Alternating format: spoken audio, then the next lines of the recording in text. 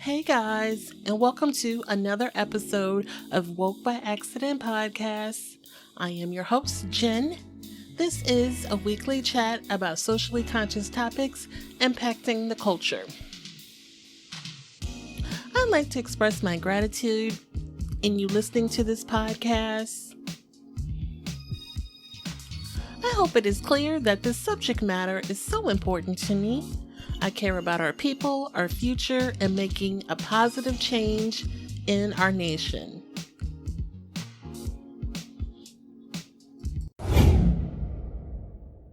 This episode is powered by Poddex. So welcome to another episode of Woke by Accident podcast. Today we have a special guest, Tory Russell. Tory is the director of Black organizing with the International Black Freedom Alliance, and he is also the creator of Books and Breakfast and the lead organizer in the Ferguson Uprising. He is a founding member of the Black Lives Matter policy and strategy team and organizer of Ferguson October, which called for thousands to come to Ferguson for a weekend of direct action to bring worldwide attention to the police brutality that Black people face. He was named one of Ebony Magazine's Power 100. He has been a featured speaker at the American Federation of Labor and Congress of Industrial Organizations, MLK Conference. So many accolades. His writing has been featured in Ebony, Essence, and the Black Agenda Report. He's appeared in the following films: Ferguson Rises, Black Lives from 2018, Whose Streets, a documentary from 2017, another documentary, Fault Lines from 2014. So we just really are glad to have Tory. Welcome to the show. Appreciate you for having me. For sure. Outside of the St. Louis metropolitan area may not be so familiar with your work, but Google him if you all don't know. All right. Tell us when your activism started. I guess as a kid, my activism kind of started really young, but I wouldn't really call it what I'm doing now. So as a kid, I was just, I go to marches. I would go to the MLK Day March. I would go to the rallies. I would listen to people like Percy Green and Norman Say, and Mama Jamala Rogers and other people speak. And I would show up. I think my activism in this current day really what took it to another level and became my life is the killing of Mike Brown at Ferguson, August 9th, 2014. That kind of changed my life. And so before that, I would just say I was a protest body. I quickly became an activist, and then I learned how to be an organizer in the movement and for the liberation of our people. Right. So tell us about how you got started in the movement with the Mike Brown situation. I know that was really one of the inspirations of my podcast, especially when the case was reopened. But you were there in the beginning. So what was that like? And, share with us about that, how it changed your life. Ferguson in the beginning, it was freedom. It was Black liberation. I don't know how to describe it. Black people was taking care of each other. Black people were advocating for each other. We were a safe space for each other. We showed each other love. People got there on the bus, went home on a ride. You didn't need no food. Big Mama Julie and them gonna give you some hugs. There was some people and some posse with you to go heads up with the police. But we had space for us to love and grieve and build and empower each other. And this Ferguson was much more than just the tear gas and the rubber bullets. Right. It was inspiration for Black people to come together and actually solve our own problems on our own terms. So I really appreciate just everything that happened in 2014 and let me get a little taste of freedom. Definitely. I've had two other brothers from St. Louis that were very involved in the movement, DeMarco Davison and Sir Irvin Williams. And we talked about just like how word got around town of what someone's body's laying in the street for 4 hours. And it's just like people just felt compelled, like, we got to do something. We got to go down there and see this. And, did you have that same, like, hearing the news and you remember what that was like? All right. So I'm gonna give you something I've never really told nobody. So I got you. I'm gonna tell you something. When Mike Brown was killed at around probably like a quarter till 10 minutes until noon. Right. I was on Twitter. I seen the body. First I seen the picture of Mike Brown's stepfather saying Ferguson PD just killed my unarmed son. I seen the pictures. I said, dang, something happened. But in actuality, I did like most people did. I sat on Twitter and argued with somebody. So my homie Toya, who from Berkeley, we was just tweeting about it. And somebody she knew was like, oh, he robbed a store. He deserved to die. If you stealing, you should deserve to die. So I'm going back and forth with the dude. And he was like, and I was like, have you ever stole something? He was like, yeah. I was like, all right, what's your address? I'm finna pull up and kill you. And he was like, oh yeah, you talking. I was like, yeah, just drop your addy. Like we can, wow. What's up? And he stopped talking. He just stopped talking. And then I was like, damn, I'm sitting here a year after Trayvon Martin. I'm sitting here on Twitter talking about what should be done or this ain't right. And this in my city. This not in Sanford, Florida. This not Garner. I'm not in Staten Island. This right here at the crib. And so I called my homeboys. I live 2 blocks in West Florissant. So we drove over West Florissant, took like 10 minutes. And history happened. Yeah. Wow. Yep. I think everybody from St. Louis kind of remembers like seeing the pictures and then just hearing the news, just being compelled to, do something or wanting to do something. You work closely with the family too and things like that. So that's awesome. When George Floyd happened in May 2020, and then the reopening of the Mike Brown case, I think it's safe to say that everyone from the family to the community was highly disappointed at the outcome that Darrell Whistle would not be indicted or face any charges, even with the reopening, which a lot of people don't know about that reopening because it was kind of quietly reopened. You were actually there again at the press conference with that news being announced. What was that moment like? And what is your opinion of that outcome? That was a hard day. When Mike Brown didn't get justice again at the hands of a Black prosecutor who was a Ferguson City Council member, a person who we worked to remove the old white supremacist Bob McCullough from being a prosecutor and what we thought at the time was a better option. And he made all these lies. He lied to Mike Brown's parents and said that he would reopen the case and get justice for their son.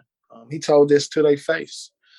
He talked to us, activists and protesters. Now after the press conference and kind of shutting it down, and all of that, and probably making them famous in a different way.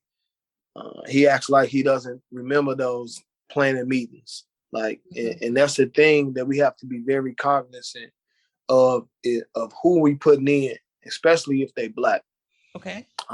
It's not good enough. The Obama veneer of politics should be gone. It ain't just a Black face in a high place. It ain't just somebody who could play basketball or listen to hip hop music. Like Kamala, she didn't smoke weed, but she locked people up for weed when she was, prosecuting in the state of California. So those are the contradictions. But on that day, I felt like Mike Brown said, Mike Brown Sr., his father, I'll never forget when the first non-indictment came, he said, man, it felt like they killed my son twice. And so the day that we was expecting Wesley Bell to actually do something and nothing happened, when I called Mike after I left the press conference, he was like, I felt like my son got killed for a third time. Yeah. And so that's, it's frustrating as an organizer working with the family, because what other people see as a hashtag, for me, I get to see the parents' tears. I get to see, brothers and sisters broken down. And I get to see that the system has never worked for Black people, even if you put a Black person in it. Right. Yeah. That's, disappointing is really not the word. It's worse than that. I mean, I know I volunteered on the campaign to a lot we of. all did. It's okay. It's okay. I'm a hug. Give me a hug. Give me a virtual hug. It's okay. Let that out. Yeah. So it was disappointing. I mean, that's all I can say. It was very disappointing. But like I said at the press conference, Wesley Bell will be a one-term prosecutor. I'm willing to go all out to find someone to groom them, to run their campaign, and make sure that Wesley Bell does not win. And to be honest with you, I don't care who wins. It ain't gonna be Wesley Bell. Yeah, they you were very vocal at the press conference. And I meant that shit the whole way. I hear you. I hear you, and I feel that I understand. But yeah, it's just horrible that it worked out that way. It really is. Now, your activism work doesn't just encompass Ferguson and the movement here. You've traveled to support other efforts such as Breonna Taylor, George Floyd. Any thoughts on that experience? And did you notice a difference in the way that those movements were handled? Yeah. I think it's a difference depending on where you go. So it's probably not a place or uprising that I haven't been to. And so, from Ferguson to Baltimore to Minneapolis to Milwaukee, to Louisville, to Oakland, went down to Florida for a sister, Toya Wilson. It's a lot of people who, don't get a headline, don't get a hashtag. It ain't just Black men, it ain't just Black women, it ain't just Black kids, it's Black trans people, it's everybody. And as a Black man, I try my best to be everywhere, and try to organize. And I guess at this point, because the protesters are really young, I'm like the movement or the protest OG at this point. Right. And so it's just different. It depends on how hood people are, how radical their politics are. Is they scared or not? So Ferguson was like, if all the people, because we're St. Louis, we one of them high school cities. So if all the bad high schools was outside protesting, that's what Ferguson was. Sumner, Beaumont, Vashon, Roosevelt, Jennings, Normandy, Wellston, a little U City, throw a little Hazelwood Central and East in there. Like it's everybody outside, right? My school. Yeah. And that's kind of what it is, right? And even some of the D-said kids that went to the good schools like Ladue and Clayton, they was outside too, right? But it's a difference. In Minneapolis, it was just a different feel. It was more Africans. It was more kind of people that, students, and some people that have a little bit different kind of understanding of the system. Louisville, though, it was a tug of war between the hood people and the Black Lives Matter people. I seen some of the things that people talk about online about respectability politics or listening to Black women. And I think all that's cool in theory until you show up and you listening or following the wrong Black woman who's scared or afraid of the system that's trying to sell us out, or the queer Black people who not with the shits. And so what happened was the contradictions were high, and it just depends on where you are. But what happens over time is that the people who are connected to the masses, who in the day-to-day struggle, who ain't scared, and who ain't never gonna quit, come out, and they don't really have a social economic background. I've seen rich people stay outside longer than the poor, and I've seen poor people with no resources stay outside than the rich. So it's just about, as a young Black person or a Black person, period, do you understand what Black freedom look like, and are you willing to sacrifice it all for it? And then it was kind of diverse too, right? Like other ethnicities and. Yeah, I mean, Ferguson was bliggity Black though. So, right. I mean, it was probably like maybe 5% white. Okay. And then at nighttime it was 99.9% black. Minneapolis, it was probably 50% black, and there was a lot of Okay. white and others out there. Louisville, it was probably majority non-black people outside. In some instances. And then it just depends on, what the direction is. Are they listening? Are they allies or the accomplices? Right. Or the black people connected and struggle, or somebody trying to look good for their IG picture. All those things come into play. But it's just depending on what protest, what march, and what month you in. But, for me, be it Ferguson, we stayed out over 400 days. Or for Breonna Taylor, which I stayed out there. I lived out there for 6 weeks wow. to seek justice for her, along with Tamika Mallory and other people, and Until Freedom and other people nationally. We try to put in work. We try to be there for the family. But more importantly, we try to build young people up, organizers up in that city, because I don't live there. So I can give you all the game I want and try to put you into it. But I'm going to be gone because I got my own city. But I can call, I'm one phone call away, but it's your thing to organize once I leave. And that's kind of what we try to go around and try to have this understanding of what we're doing. So did they reach out to you, or you just wanted to get involved, or? Usually people reach out to me. I go where I need it. I go, like Big Mama say, I ain't just showing up. And if I show up, I ain't showing up empty handed.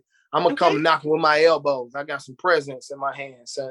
And so, Until Freedom, Tamika Mallory reached out to me, my son, Angelo Pinto, even the homie Linda Sansour. She was like, yo, what's up, Tory? We pulled up with Mike Brown Sr. Awesome. And then right there, they was like, yo, you gonna stay? And I was like, yeah, I'm gonna commit to stay. So I stayed for 6 weeks. Oh, wow. And really, like, yo, I'm gonna put this on hold here. Because it's funny because here, the first day after like the George Floyd and stuff and everything started to like really spring up, our organization organized like the first 2 protests. And then I went to Minneapolis. Yeah. Then when I came back, I did some stuff here. And then I worked with Mike Brown family around the 6-year anniversary. And then from there, I went to Louisville and I stayed there for 6 weeks. So, the first year of the pandemic was really hectic all over the country. Oh, yeah. But, that's the beauty of movement organizing. We can find ourselves and uplift our people and find our tribe and our family everywhere in the world. That's awesome. Kudos to you for, immersing yourself and helping other movements. That's awesome. What would you feel like is the takeaway from the Ferguson movement? I would say it's probably like 3 really good takeaways from Ferguson. So one, like Brother Shaheed, the creator. If people don't know, Brother Shaheed is an elder organizer, activist here in St. Louis, Missouri. He's actually the creator of the Hands Up, Don't Shoot chant that the world knows. They might not know the person who created the chant, Anthony Shaheed, but everyone knows the Hands Up, Don't Shoot chant. He always has this saying, trust Allah, trust God, but tie your camel. So he say, trust God, but tie your camel. So, like believe, like trust your instincts, but don't be no damn fool, right? So it's like believe in what you believe in and go with your emotions, because sometimes your emotions lead you to the right place, but still keep your wisdom and your knowledge of what it looked like and what it feel like when you get there at the protest or at the movement. I think that's the first. Second, build with your people. Don't look for hashtags. I know I didn't tweet much. I wasn't posting. Matter of fact, I didn't have a Facebook.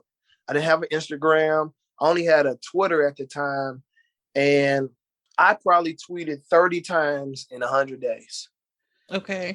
So other people was doing that. And by the time I looked up and found out that people wasn't saying the right thing or really putting out the right messaging, it was over. So I would say just be aware of all positions, right? Because if we on a team, an organizational movement is just a team. It's just a tribe or a family. So make sure you building with your people, and everybody's in the right place. Like you do the media, Jen. So I'm not asking you to go march 5 miles here and 5 miles back with me, and talk about this. No. You need to be putting out the narrative for the masses of people, and I need to just report back to you and let you do it and chop it up the way you do it and put everybody in place. Third, not on all skin folk ain't kinfolk, but more importantly, make sure that who you organizing your freedom with, be careful of that, because some people's freedom looks like your oppression. Okay. I'm going to say that again. Some people's freedom looks like your oppression, right? So some people scream visibility for groups of people, Black people, and what they saying is me. They cloaking it, and we need to uplift Black women, and it's only you, the only Black woman being seen. We need to uplift local leadership, but you talking about yourself. Just say that. Okay. If you want to be famous, just say that. If you want to be seen, just say that. Don't do it in the cloak. And so, that's the thing that we have to understand. So really dive into what does freedom look like? What does it smell like? When we build it, you sharing your last with me? Can I get in your car? Dreaming of this. Is it okay for you to cuss people out and how you operate the social capital? Get really into it with these people, right? So you can build and identify your family and your tribe. Because when you meet somebody in the midst of a revolutionary moment or building something for your community project or community garden or something, it feel good until attention happens. Right. And then you be too late. You be $100,000, $50,000 into a grant. Y'all be 9, you be 20 weeks into a podcast. It's over, baby. Y'all basically married in the work now, right? So before you go into it, make sure that the people that you organizing with, freedom does not look like your oppression, because then you ain't got to dim your light so somebody else can shine. Definitely.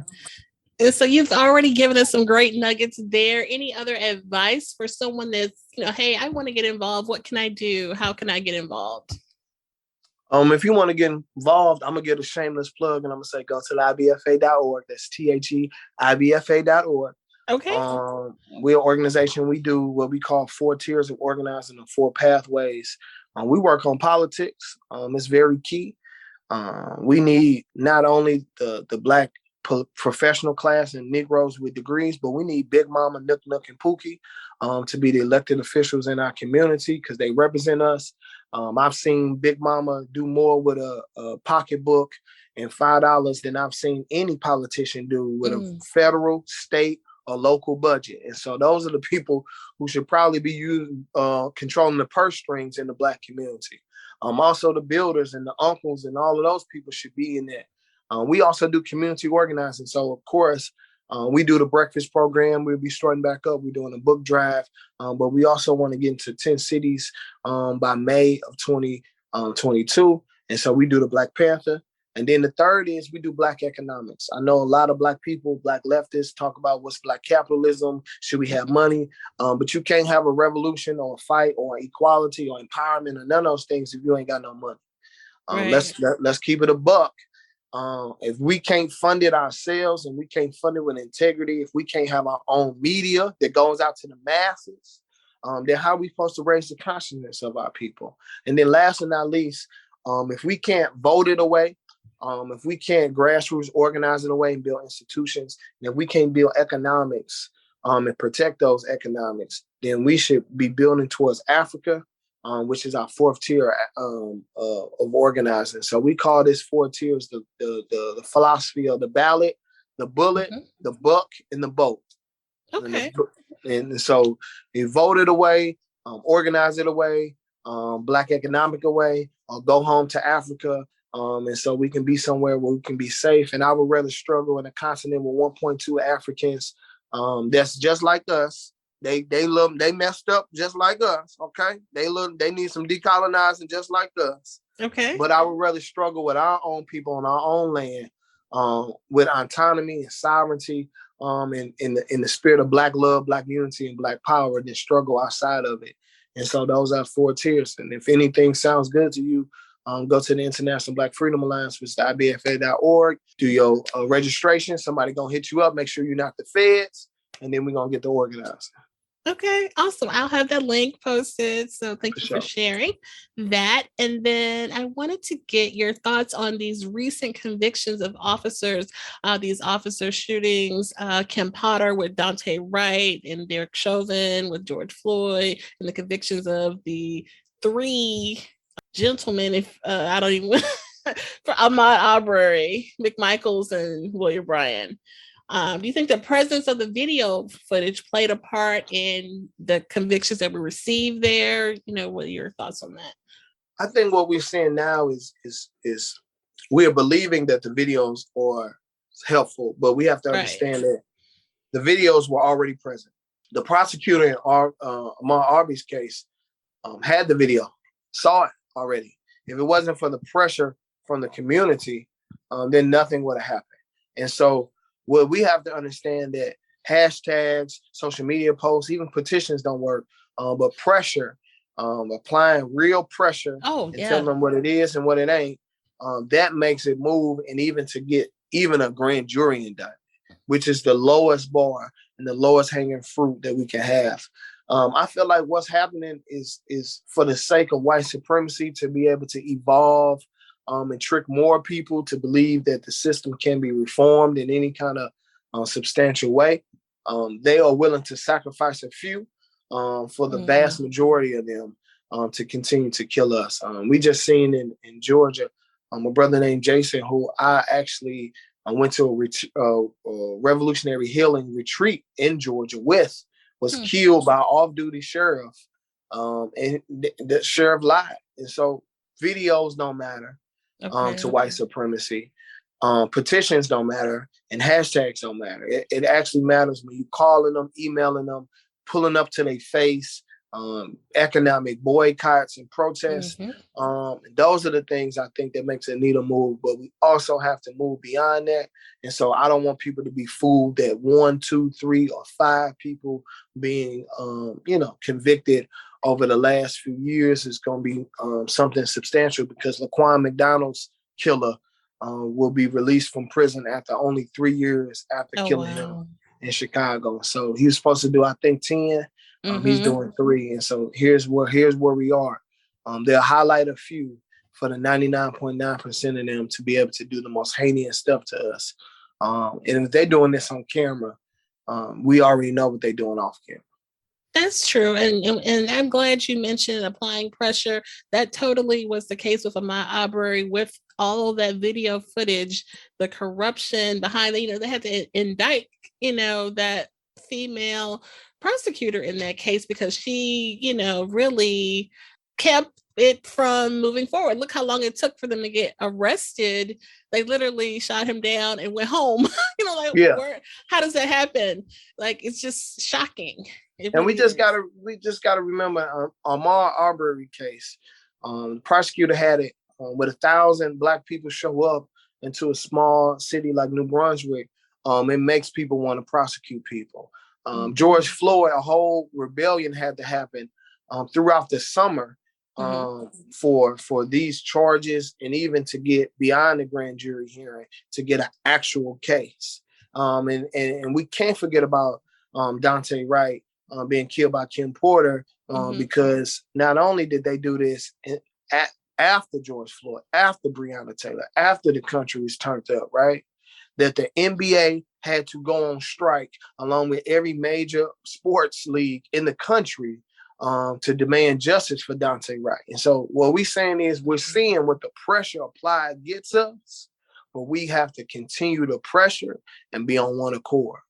That's true. So the video alone is not enough. So always apply pressure.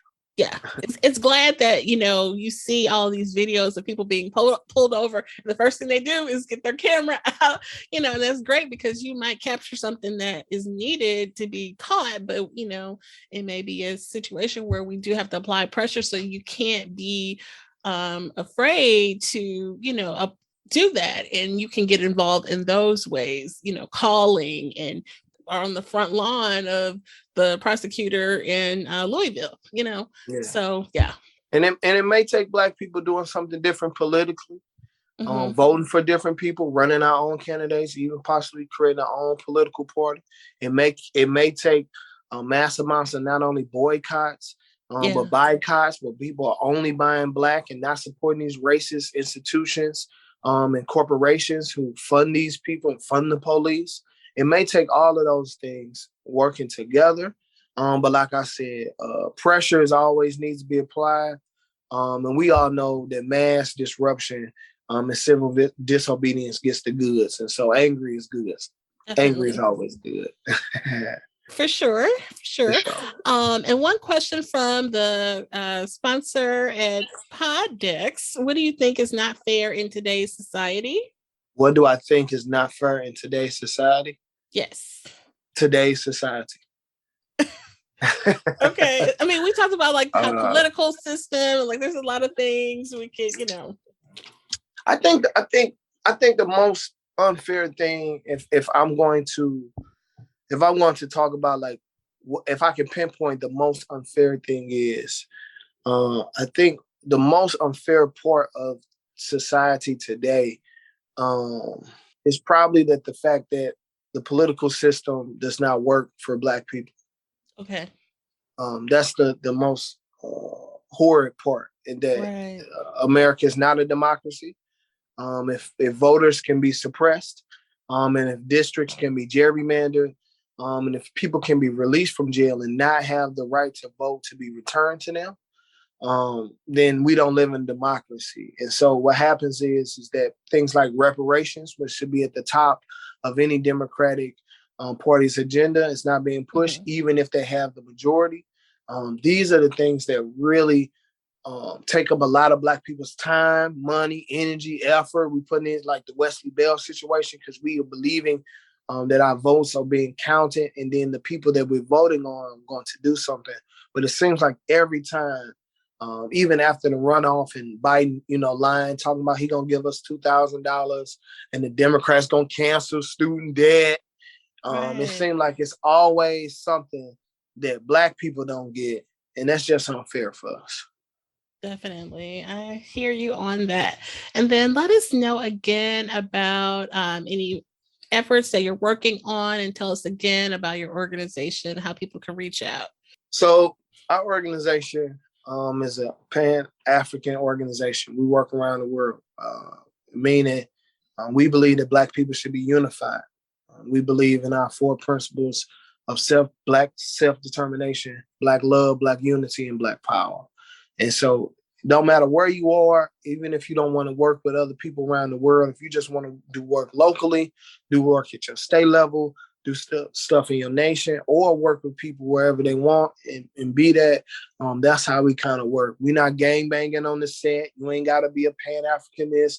You ain't got to stop being a feminine. We don't do none of that. We just believe that Black people can work together wherever we are, and we do the things. And so no matter where you hear this podcast at, no matter where you at in the world, if you believe that your community can be changed and you got some homies, a squad, some peoples, your family and them can do something at least instrumental in your community to change the world for the people that you love, Black people in particular, then pull up. Because we do, like you said, we do the grassroots. And so right now, we just building structures out. We working on 1, the Black agenda, 2, getting the breakfast program, making sure we have enough books. We got enough pancake mix and sausage and all of that. Turkey sausage, none of that. But we need Black books. And so the key part of Black books and breakfast is we only give Black books out, Black authors, Black illustrators. And we just trying to collect enough books. So places like St. Louis and Louisville, and Birmingham and Mobile and Jacksonville and all these other places that do the breakfast program can kind of be funded. So we working at a very local level on how we just even create smaller things before we get to the institution building. We just want to build with people, become in what we call intentional community, and live what we call Ubuntu, which is I am because we are. And so you can do that at the IBFA.org. Okay, that's what's up. Awesome. Anything else to share? No, I mean, I think the one thing is I want to leave people with this. it's Black people out here that care about the same things that you care about. It's Black people out here that's been working on these things before me and you been born, and there's Black people out here that can't wait to work with you. Here at the International Black Freedom Alliance, we want to be that place so people don't feel alone. There's no space that you can't reach. There's no kind of shunning away. We believe that every Black person is important. Anything that you've ever dreamed at night, and any plans that you up and do it with us, because we love Black people, and we believe that Black people are smart enough, resilient enough, educated enough, talented enough, and resourceful enough to get free with or without our allies. We believe that we can do it on our own. As long as we work together, we can do it. Awesome. Definitely. Okay. I think that is awesome. And we will share that information so people can reach out. Resources are needed, and the people want to get involved. And this, definitely is a worthy cause. So we'll spread the word. And I appreciate you for joining us today. Thanks for having me. Oh, for sure. Have a great day. Thank you. Thanks for listening, guys. At this time, we're going to go ahead and conclude the episode. We greatly appreciate you listening. We invite you to follow us on social media. On Instagram, it is Woke by Accident Podcast.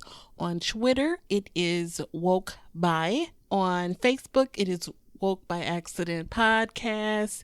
We also have the new website up, www.wokebyaccident.net. Please check us out, and also follow us on all of your favorite streaming platforms, and please leave a review and share feedback. You can also reach out by Gmail, wokebyaccident@gmail.com. And every time you listen, we appreciate it so much. Thank you for listening, and take care.